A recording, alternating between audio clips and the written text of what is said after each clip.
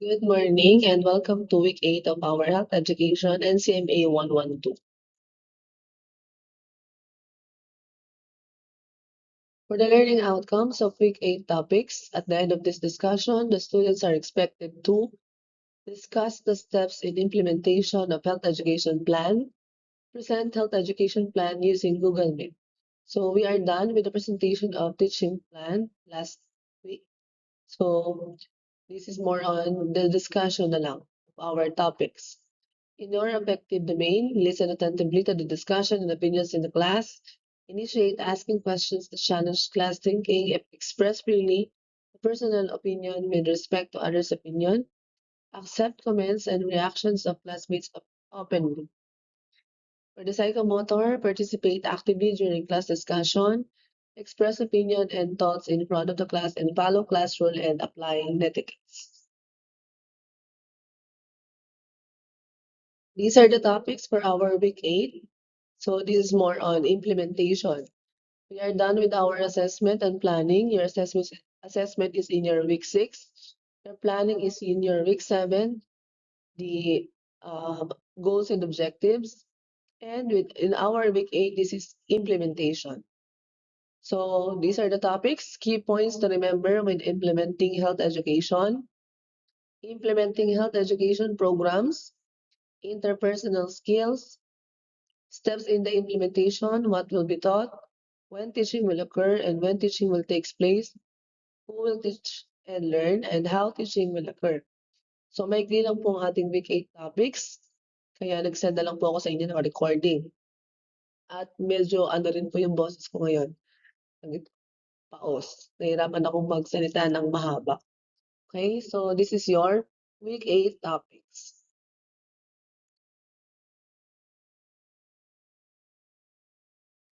These are the key points to remember when implementing health education.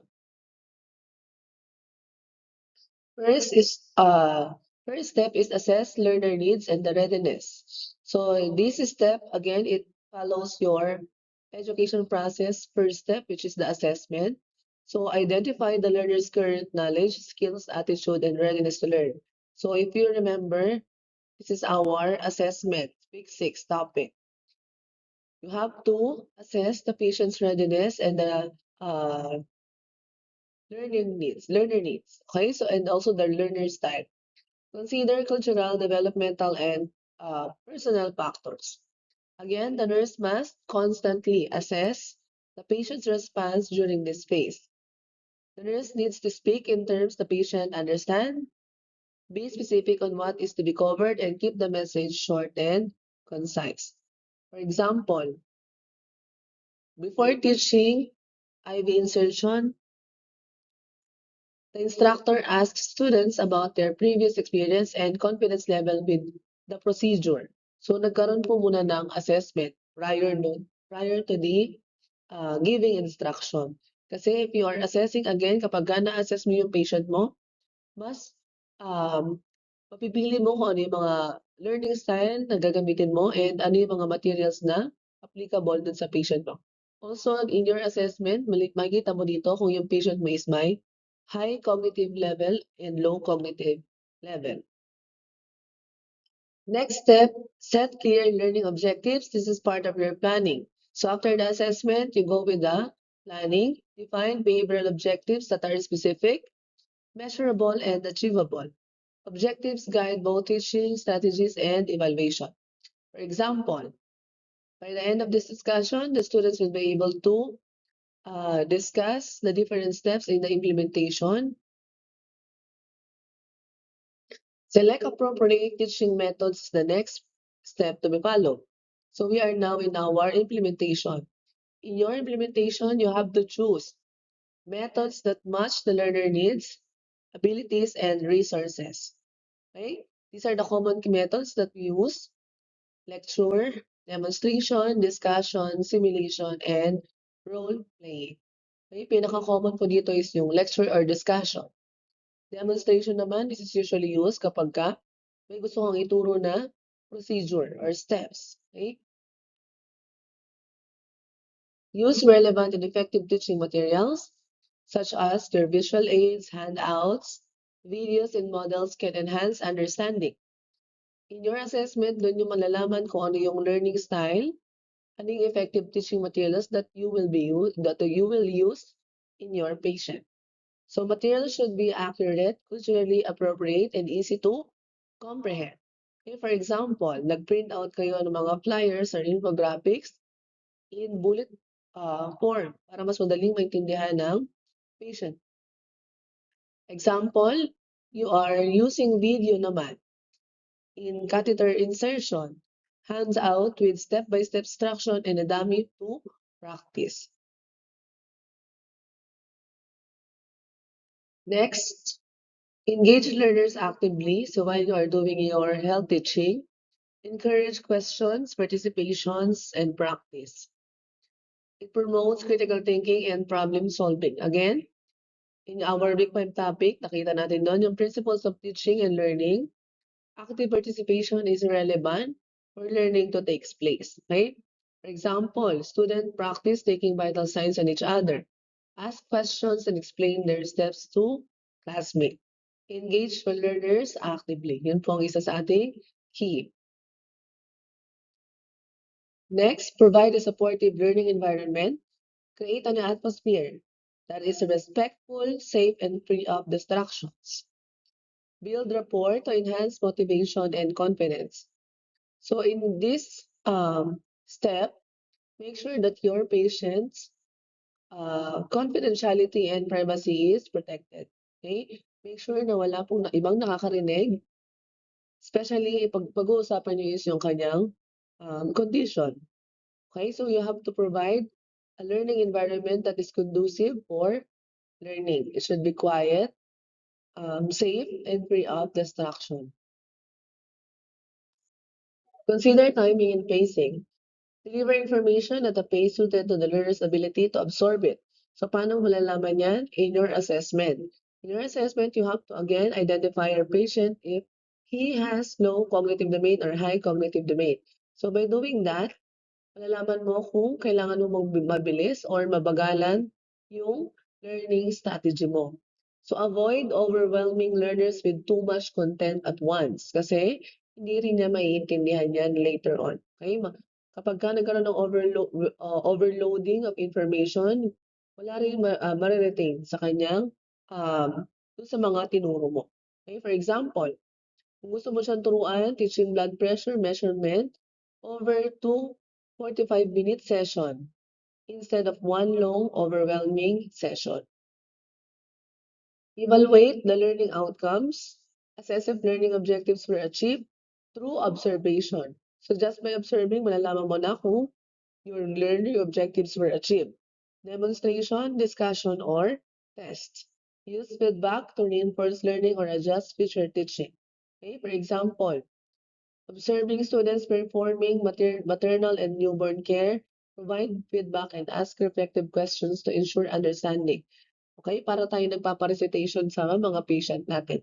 Tatanungin mo kung about sa diniscuss mo and then hayaan mo siyang mag-discuss on his own words. Okay po?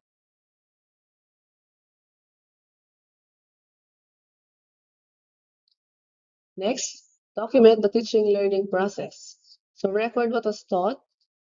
In your documentation, these are the things that you are going to include.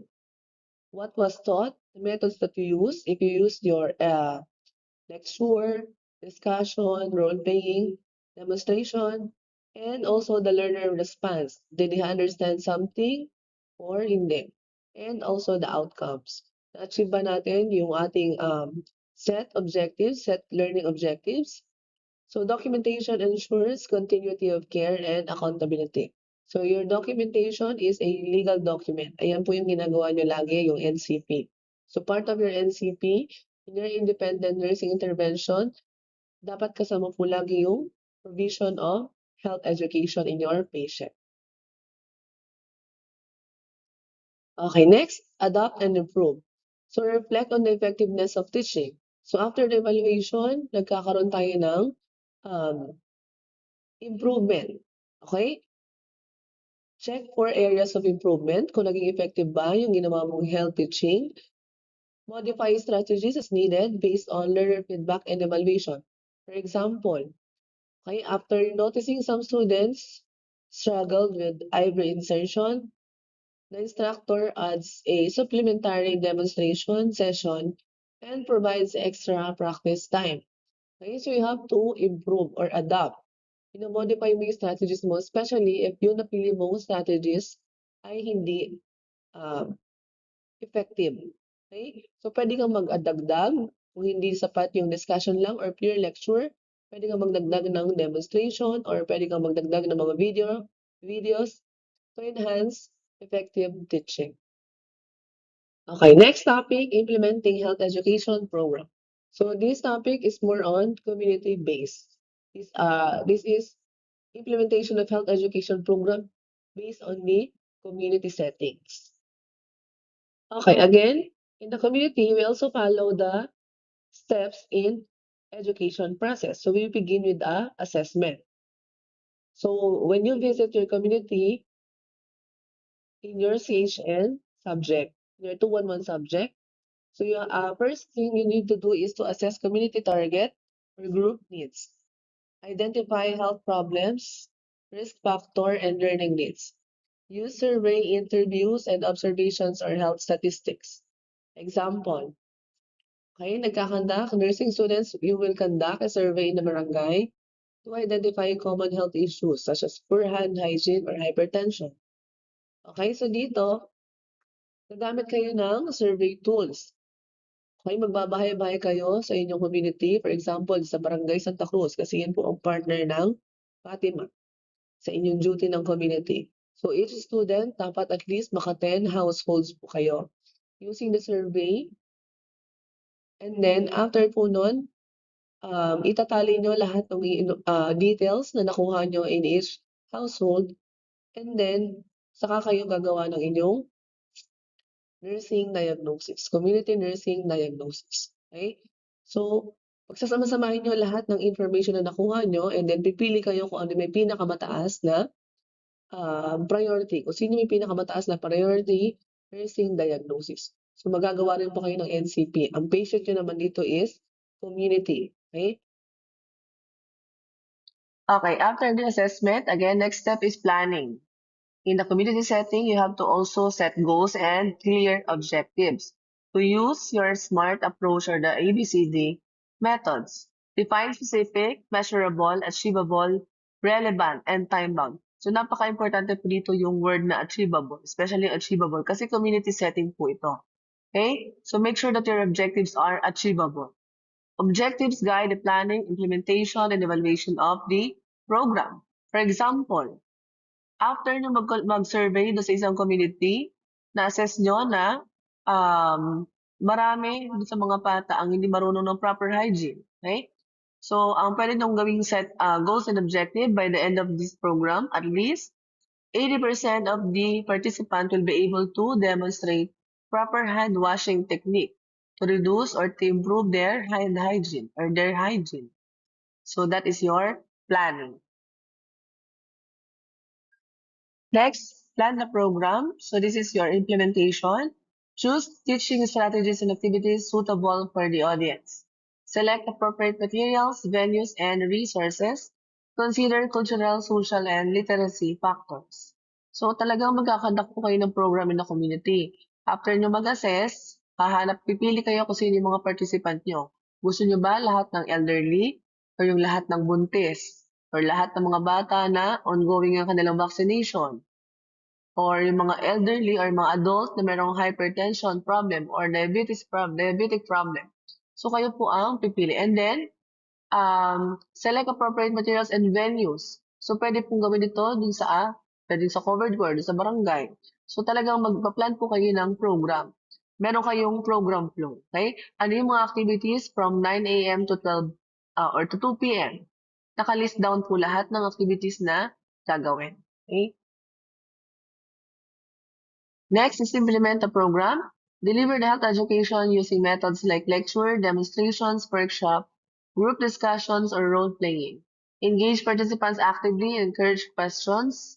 Ulit-ulit lang po ito. In your implementation, dito yung actual actual health education. Okay? Kayo pipili po kung ano yung gusto nyo technique na gagamitin nyo in the implementation of your health education. Pwedeng lecture or pwedeng discussion, pwedeng demonstration, or parang kayong nagpapa-seminar. Ganun po yung style na. Para kayo nagpapa-seminar. Okay? And then gagawa kayo para kayo nagkakandak ng study sa community.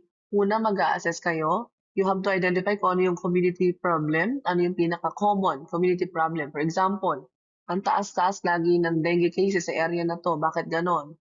Sa community na to, bakit laging merong namamatay sa bulate? Okay? Bakit marami kaya ang hindi nagpapabakuna? Bakit ang dami ng cases ng tuberculosis? So, after nun, sundin nyo yung planning and then implementation. So, pwedeng magkanda kayo ng seminar with your participants and then encourage participants to actively and encourage questions. So, after the implementation, hindi pa natatapos ang inyong trabaho doon. So, after po nun, monitor and support, provide guidance and reinforcement during the program, adapt teaching methods if needed to suit learners' responses. Kung na-observe nyo na yung participant nyo ay parang naboboring, inaantok during your health education, kailangan mo siguro mag-adapt or mag-change ng inyong teaching technique kasi hindi applicable yung ginagawa nyo or hindi effective yung ginagawa nyong teaching teaching technique. Okay? And then evaluate the program. So you have to assess whether objectives were achieved through observation, tests, surveys, or feedback. So, hindi porket tapos na yung program, tapos na rin yung trabaho nyo doon as a community nurse. Kailangan nyo evaluate if naging effective pa yung program. Ano yung naging positive outcome? Nagkaroon ba ng impact sa buhay? Meron bang nabago? Kaya na may nabago ba sa kanilang attitude? Nag-improve ba yun sa kanilang cognitive? Nag-improve ba yung affective and the psychomotor skills? Identify successes and areas for improvement. Okay, next step is document and report.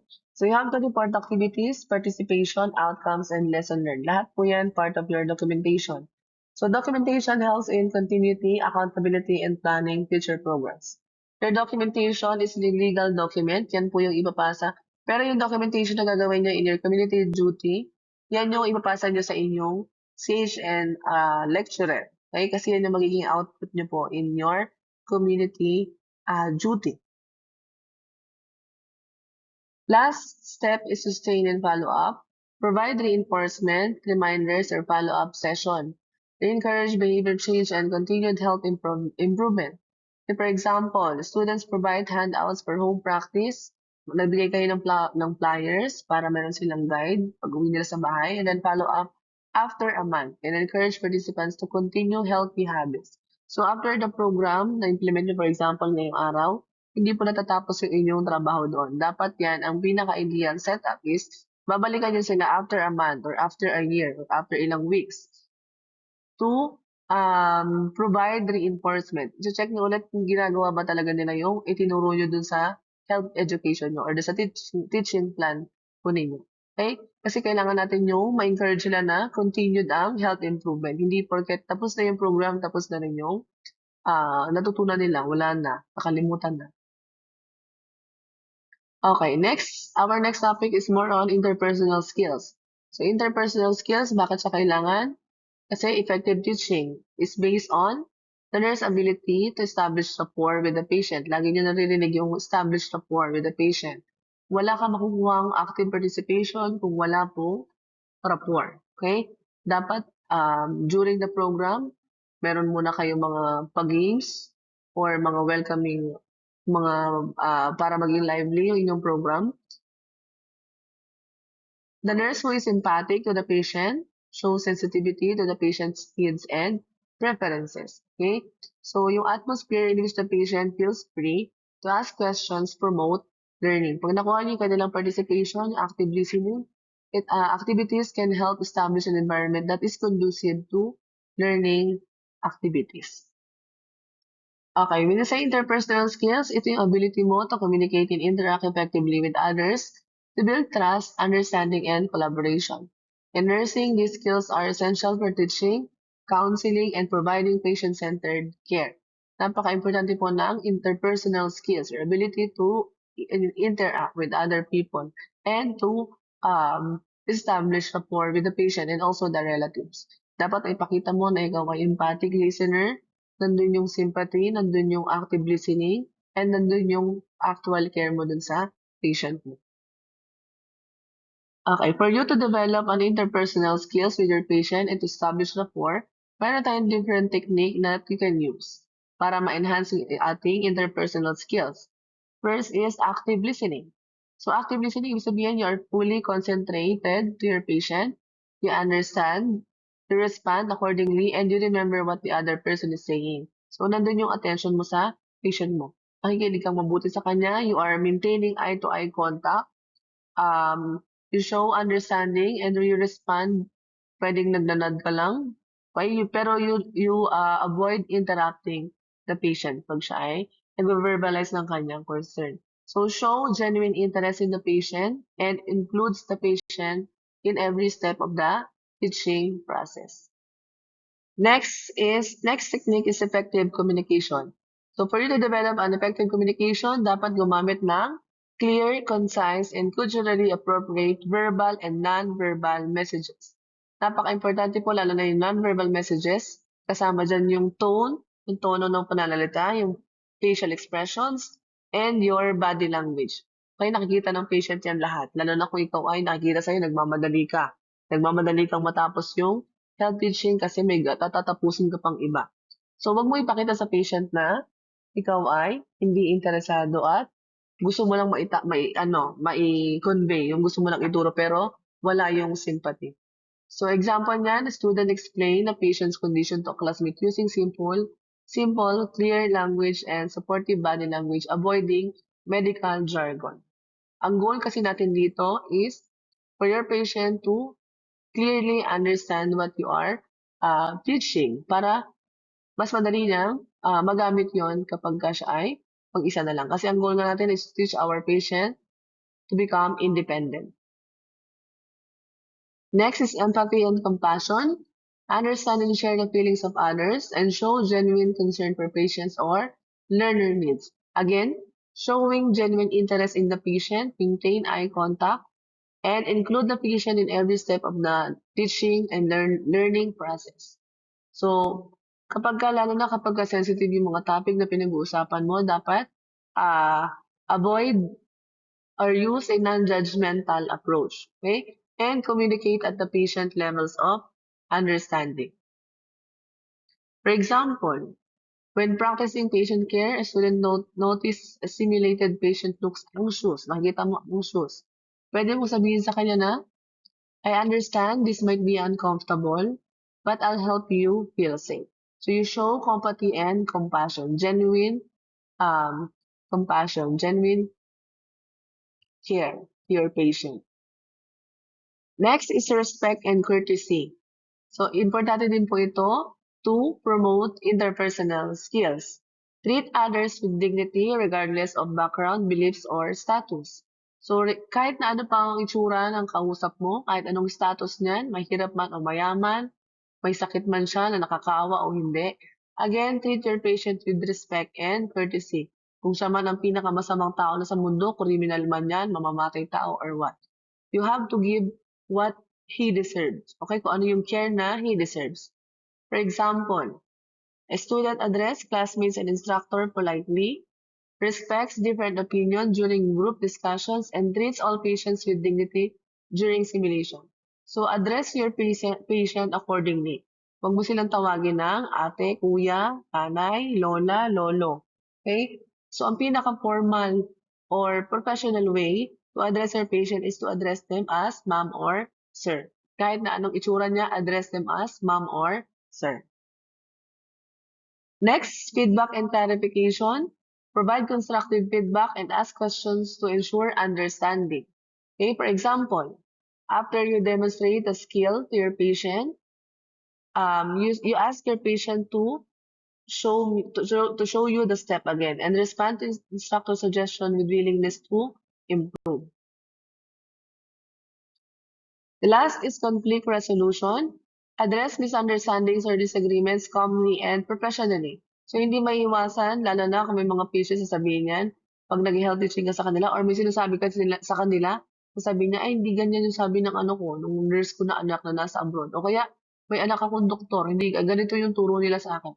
So, nagkakaroon ng conflict, nagkakaroon ng disagreement. So, kapag ka, if disagreement arise, calmly and professionally address these situations. Okay? So, act professionally. So, silence ka lang. Remain silent and then, hayaan mo lang siya mag-verbalize ng kanyang opinion. Okay? Kung magkaroon man ng disagreement, the best way to position a patient is use, discuss evidence-based approach and agree on method together. Next is collaboration and teamwork. Work effectively with colleagues, patients, and the community. Share knowledge and support collective goals. Example niyan, during a group activity, students divide tasks, support each other, and ensure all aspects of patient care are completed efficiently. That's why, as early as now, ini-encourage na kayo ng collaboration and teamwork. Yung mga group work activity nyo, so dito natitest, dito natin na practice on how you will work with other people, especially in with your colleague. Kasi importante ang teamwork dahil at times na ikaw ang kailangan ng tulong, tutulungan ka nila. Pero kung hindi ka marunong teamwork, hindi ka marunong makipag-collaborate with other people, pag ikaw naman ang nangailangan, I'm sure hindi ka rin naman nila tutulungan. Okay? Mas magaan ang trabaho kapag kayo ay nagtutulungan sa inyong area. Okay? Okay, last is adaptability.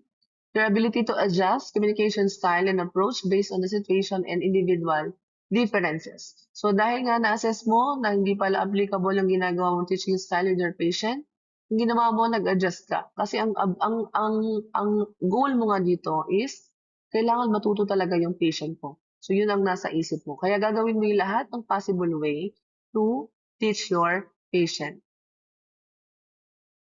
Again, why is it important?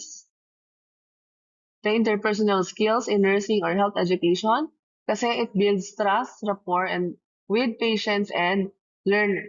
Okay, mas madali pong mag-health educate sa patient mo kung siya ay nagpa-participate. Enhances learning and compliance with health recommendation.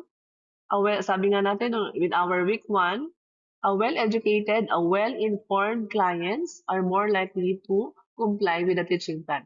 Mas mabilis silang gamutin, mas mabilis silang mag-comply sa treatment plan. It promotes a positive and supportive healthcare environment. Mas magaan magtrabaho sa isang environment kung nandun yung teamwork and collaboration. Okay? Kaya importante ang interpersonal skills, your ability to interact with other people, especially with your patient and your colleague. Next, we have the steps in implementation process. Isa-isahin po natin. So first is what will be taught. So you are going to decide what will be taught with your patient. So you have to identify the content or topic based on the learner's needs and objective. Again, this is part of your assessment. So you are going to assess your patient's readiness to learn, the learning style that we are going to use, and what are the learning needs. So focus on the relevant, accurate, and practical information. Again, the goal is to make the patient as competent as he needs to manage his or her own health. Okay? So to make him or his or her independent. Look at the information that the patient needs to know and what is nice to know. That is your assessment of the learner needs. So also you have to start with the information that the patient needs to know and select where the patients want to start. Next, when teaching will occur. So determine what works with patient and offer options that are realistic. So determine the time and duration of the session. Importante rin po yun. So ang masusunod dito lagi is your patient. Does the patient prefer to have education done in the morning or evening? Or does the patient prefer short or longer or in-depth session? So as you implement the plan, assess how quick the patient can learn information. Okay, din malalaman mo kung siya ay fast learner or slow learner. So consider the learner's availability and readiness to learn. And also, during the teaching session, observe for signs of fatigue, yawning, and the inability to concentrate. So kung napansin mo na yung patient mo ay wala lang interest to learn, stop right there and then tanungin mo ulit siya kung meron pa ba siyang naiintindihan. Okay? So keep teaching session short and no more than 30 minutes. But not shorter than 5 minutes. Okay? Next, where teaching will take place. So select an appropriate venue that is safe, comfortable, and conducive for learning. So, kasi kapag if your patient may ask intimate questions or mga sensitive questions regarding his health, look for an empty room where no one can hear both of you. Okay? Kasi pinoprotektahan mo yung patient's privacy and confidentiality. Whatever setting you use, try to limit distractions and interruptions and ensure necessary resources and materials are accessible. Who will teach and learn? Identify the educator, instructor, and learners or participants. So consider the group size, the learner characteristics, and the educator expertise. So how teaching will occur? Choose teaching methods and strategies suitable for the audience, such as lecture, demonstrations, discussion, role-playing, and simulation. Again, identify your patient what kind of learner he is. Pwede ba siyang visual learner ba siya? Auditory learner ba siya? Tactile or kinesthetic? Ano yung mga types of intelligence na meron siya? Okay, discuss na po natin yan in our week 6. If the client is a visual learner, select teaching materials that involve reading and writing and watching visual media. Okay, kung auditory learner naman, kailangan niya to hear information through spoken explanations and may remember information better than pamphlets. Kapag tactile learners must touch, manipulate, and perform tasks to learn. So teaching methods and materials may be used depending on the patient's preferred learning style and which methods and materials are most appropriate for a specific situation. So depending on the situation, they use teaching aids and interactive techniques to enhance understanding. Yun po yung purpose kaya tayo gumagamit ng materials.